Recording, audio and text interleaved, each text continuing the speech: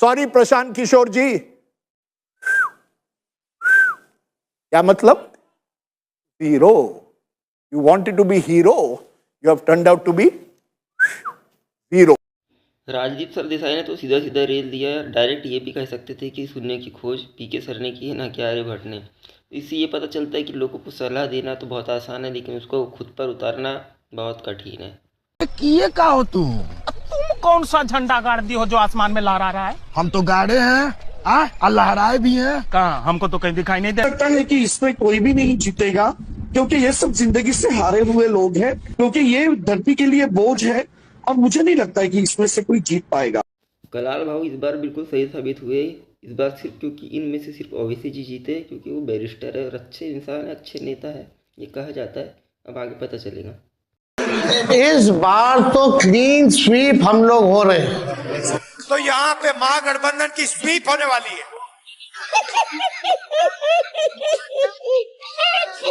इन दोनों को तो पहले से पता था कि हम बिहार में क्लीन स्वीप होने वाले हैं, लेकिन बुरा तो तेजस्वी भैया के लिए लगता है, क्योंकि राहुल गांधी जहाँ पैर रखते वहीं की जमीन साफ कर देते। वाह, बिहार की जनता को आप नहीं पहचानते हो, बिहार के युवा को आप नहीं पहचानते हो।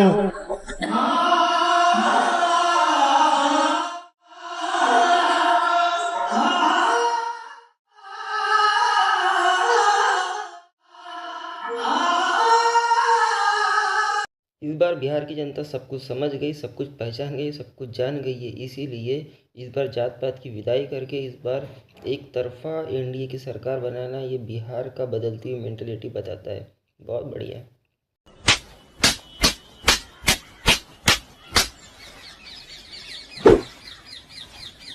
अभी तक राहुल गांधी लगभग 95 चुनाव हार चुके हैं, और ऐसे जननायक आपको ही कांग्रेस पार्टी के कार्यकर्ता लोगों मुबारक हो। क्या पता, मोदी जी ने कहे तो है कि इस बार 2 विभाजन हो सकते हैं कांग्रेस के भी। अब देखते हैं क्या होता है। कुछ तो दाल में काला है कांग्रेस की इस बार। और बहुत ही स्वादिष्ट मछली है, एक कांटे का मछली है।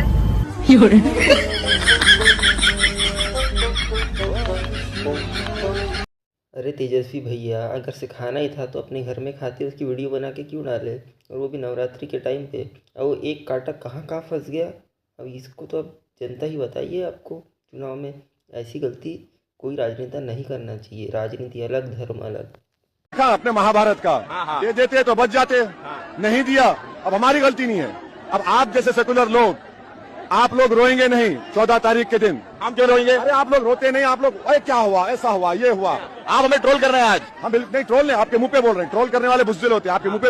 ओवैसी साहब ने महागठबंधन से सिर्फ 6 सीट मांगी थी सिर्फ, और साथ में आने के लिए बोला था, लेकिन ऐसा उन लोगों ने नहीं किया। उनको एक्सट्रीमिस्ट न जाने क्या क्या बोले, कट्टरपंथी। वो बैरिस्टर इतने पढ़े लिखे हैं, और उन्होंने अपनी 6 सीट में 6 प्रत्याशी उतारे।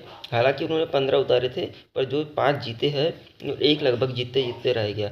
वहाँ पे लगभग 64% मुस्लिम हैं, तो वहाँ पे आप आरजेडी वाले कैसे जीत सकते। और जब पता था कि हम कमज़ोर रहे तो उनको साथ में ले लेते, तो शायद परिणाम कुछ और होते। लेकिन अकल गई चरने तो भैंस क्या करे। हमें हराने के लिए कोई माई का लाल पैदा नहीं हुआ है। हम ब्रह्मा के लिखे हुए लकीर को भी मिटा सकते हैं। देखो, चुनाव होते ना, चुनाव में किसी का करियर बन जाता है और किसी का बिगड़ जाता है। अब चुनाव देखा जाए तो चुनाव तो हो गए, सब हो गया, लेकिन एक व्यक्ति का करियर ख़त्म हो गया लगभग, जो है खेसारी लाल यादव। उन्होंने अपने बड़बोलेपन, और क्या पता इसको पागलपन कहा जाए क्या कहा जाए, उन्होंने अपने पैर पे इतनी कुल्हाड़ी मार ली है कि जिसकी कोई हद नहीं है। ये बात समझना बहुत ज़रूरी है कि चुनाव आया और चले गया, पर उनका जो सिंगिंग और डांस का जो करियर था वो भी ख़त्म हो गया। देखो, अब हम समझदार हैं तो हम इनके जख्मों पे नमक नहीं छिड़कते, और इस बात को यहीं बंद करते हैं। और आपको वीडियो पसंद आई तो लाइक, शेयर एंड सब्सक्राइब करना।